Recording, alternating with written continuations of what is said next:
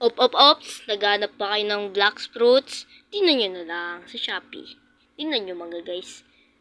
Ayan guys, kadami yan guys. Kadami yan. Sa 60 pesos ata. Ayan guys oh. Ayan oh. Yan. Try nyo lang sa Shopee.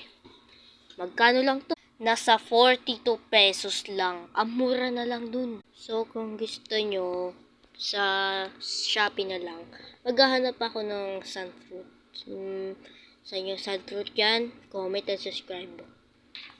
Ito, tama. Ito yung pinakamakalakas. Tingnan nyo sa kwarto.